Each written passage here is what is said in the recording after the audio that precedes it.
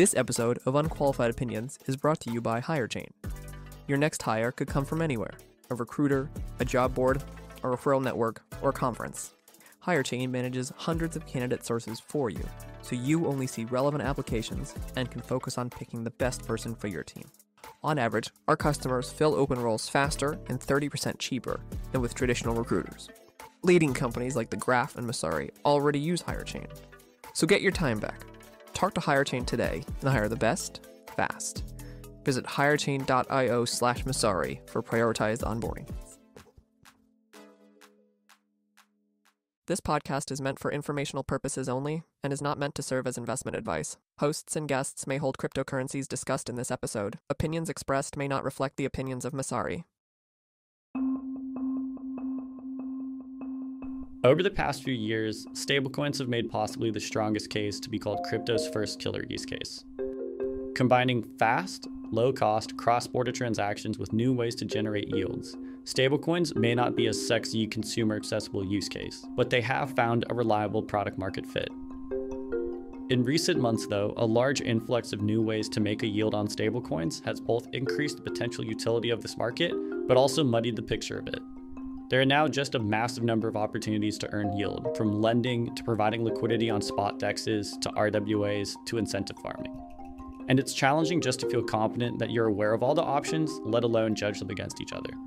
So in the last few weeks, I set out to wrap my head around these new options and find where the best yields on stablecoins is coming from this summer. And I found three distinct themes, the combination of which may indicate what this slice of a balanced portfolio may look like in the next cycle. I'm Kinji Steimitz, and here's the story.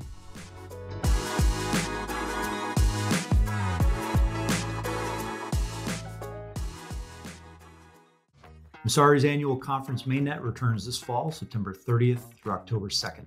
Now in its fourth year, Mainnet is the largest annual crypto event in New York, featuring leaders from crypto, Wall Street, and Washington. Join 3,000 attendees this year to hear from leaders like Kathy Wood, Hester Peirce, and Chris Dixon talk about what's in store for this year, 2025, and beyond. We'll cover the explosion of real-world assets on-chain, the industry's physical infrastructure, the codependent relationship of crypto and AI, the continued growth of smart contract platforms, acceleration of institutional products.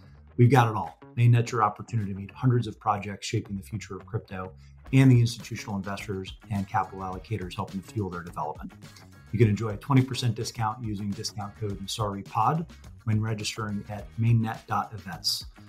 Interested in a prominent presence at this year's Mainnet? Snag a meeting room or a booth and contact events at Messari.io to explore all Mainnet has to offer.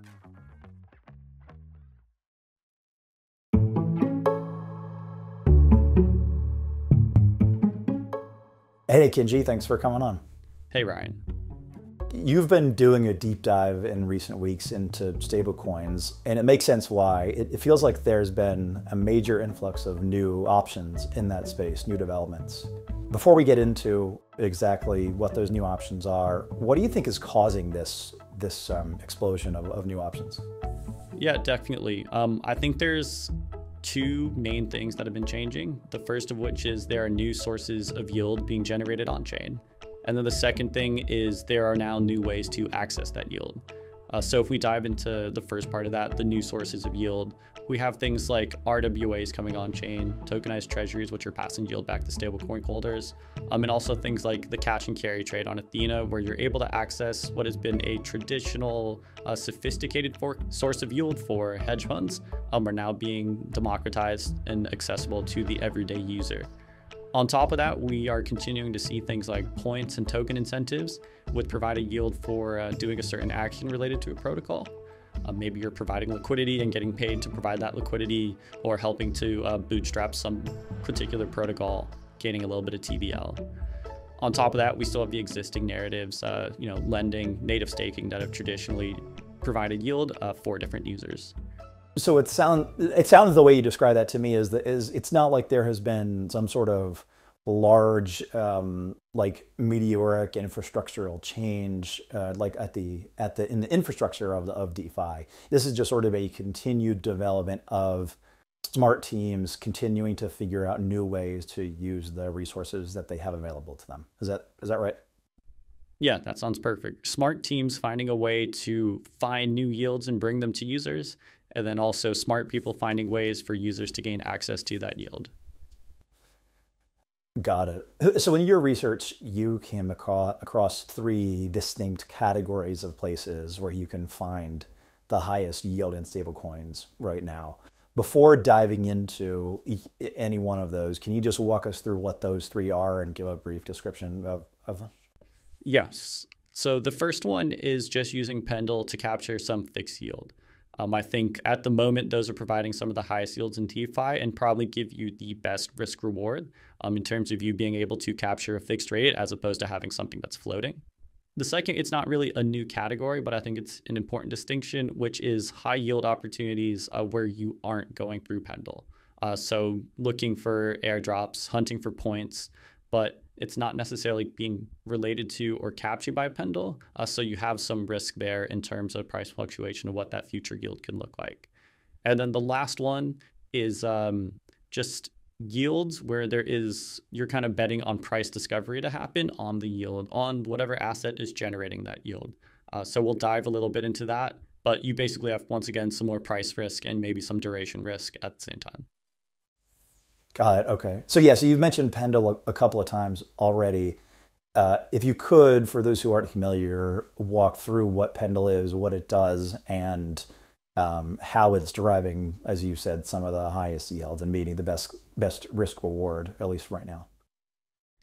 Absolutely. So Pendle is a DeFi protocol that lets a user either sell or buy the future yield generated by an underlying asset. So the way that they do that is you take your yield generating asset, in this case, let's say staked ETH, which is earning a yield from staking in Lido. So what you can do is you can place your staked ETH into Pendle, and it'll split it into two parts. One part is the underlying ETH that sits behind the Pendle liquidity pools. And then the second part is the future yield being generated by that token, which someone else can buy. So in other words, if you're expecting to earn, let's say, 4% on your staking yield over the next however many number of days, you can sell that future yield to someone, which will be priced as about 4% of the underlying. At the time of the publication, the highest yields on Pendle were related to Athena, and more specifically, Athena's stablecoin product, USDE. And on Pendle, users were able to capture roughly 30% yield on that stablecoin.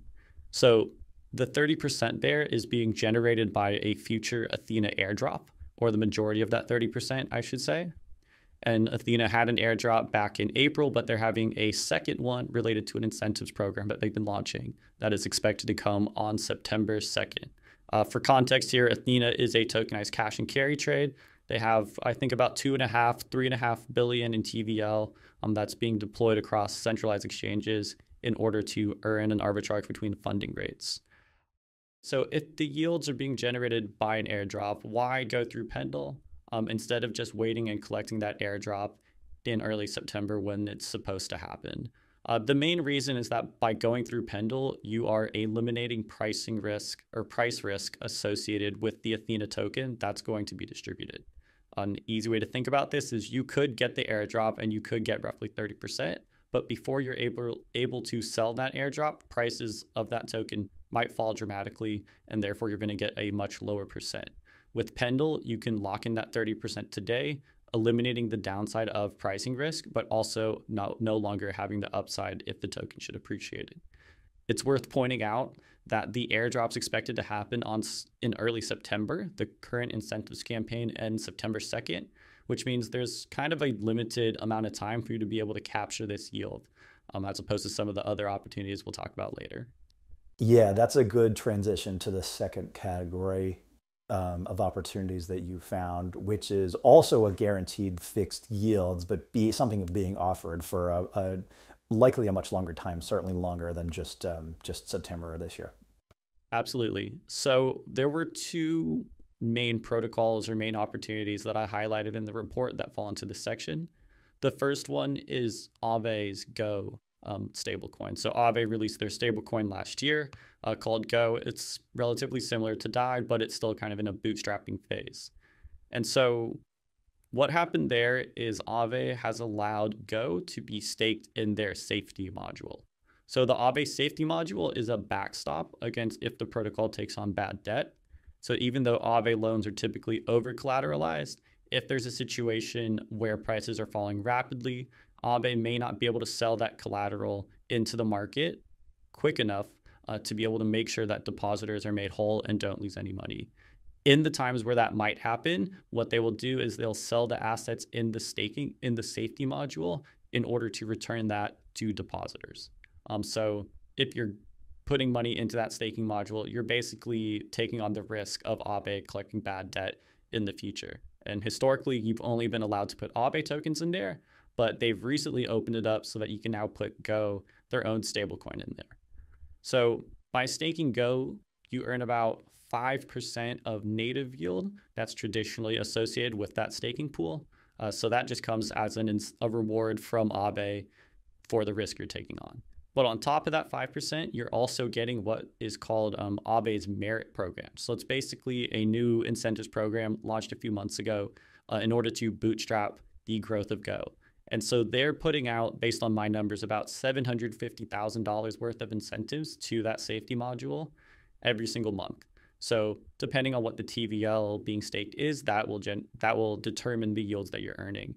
This month, it's projected to be about 22%. The month before, there was lower TVL, so it was about 35%.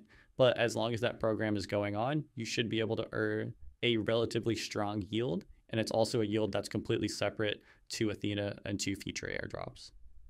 It's important to note that unlike other incentive programs out in crypto, Aave hasn't open sourced any of the calculations into how this yield is being funded or generated. So it's difficult to forecast exactly how much yield you'll earn and how long this program will be going on for. Okay, and the final option is those programs who are linking yield to future token distributions that haven't obviously dropped yet and therefore haven't undergone any sort of significant price discovery. This seems to me to be the highest risk option of the three you're laying out here. Yeah, I think I would agree there. So the basic idea of this is there's a lot of protocols out there putting out points or distributing tokens which aren't yet transferable.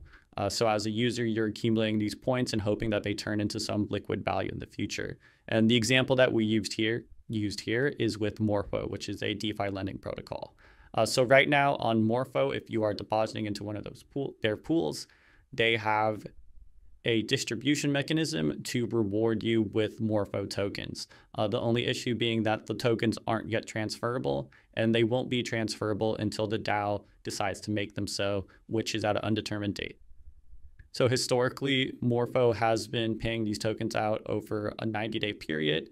They also stack that on top of whatever yield you would be earning just as a depositor, as well as any additional incentives that another protocol might want to offer. So let's say you might deposit into the USDA pool, which is related to the Angle RWA protocol. You would get the native yield from the lending. You would get rewards from Angle in the form of Angle tokens, which are transferable, and also Morpho tokens, which are non-transferable. And so there's an interesting opportunity to use those type of incentives if you're very bullish the Morpho token. So looking at some math, if Morpho launched at around a $4 billion valuation, let's say, then you would earn a 35% yield, which is very competitive. The only issue with that is you're taking on price risk. So there's no guarantee that these tokens will launch at the valuations that you are expecting. And you're also taking on duration risk because you don't know when these tokens will be liquid and transferable. So you might be stuck with something for multiple years. It's also worth noting Morpho's changing their distribution mechanism in the coming months. So they recently voted to pass on how they will distribute these tokens. And basically they're changing it so that anyone who deposits in Morpho should be earning a distribution of those tokens, or a share of those tokens, I should say. And while that'll make it easier to gain access to those opportunities, it also will likely lower the yield because it's slightly less targeted. Okay, so stepping back a little bit, what's your perspective on each of these categories as a piece of the broader DeFi market, both now and in the future? So generally speaking, I think the reemergence of stablecoin yields is the continuation of two narratives that we've been seeing play out sort of over the past couple of years. The first is just drawing new yield opportunities on-chain. So we've spoken a bit about things like RWAs and tokenized treasuries. That's a new source of yield that you can now access on-chain that wasn't available in past cycles. Something similar is happening with the tokenized carry trades, where we're getting a new source of yield on-chain that users can access. So really, if you think this trend is going to continue of us being able to find new novel sources of yield and also bring them to crypto users, then this could be a catalyst for DeFi to continue to grow around farming those yield sources. The second category would be just token distributions and incentives. So this is an age-old DeFi opportunity. It started with farming liquidity pools back in DeFi summer. But the idea of doing some action or providing some assets in order to earn future tokens is something that's continuing and still a huge driver of where we're getting yields today.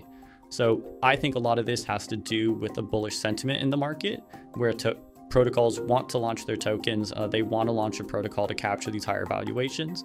And so if you think that prices will continue to trend upwards, continue to be relatively bullish, we'll probably see more and more of these incentive programs align as protocols look to bootstrap.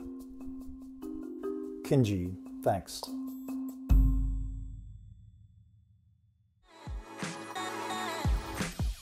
This episode was produced by Steve Bichimer, based on the report, Dude, Where's My Stablecoin Yield? Written for Messari Pro by me in June 2024. To read more about Pendle, Morpho, and more compelling stablecoin yield options, please consider subscribing to Messari Pro at messari.io.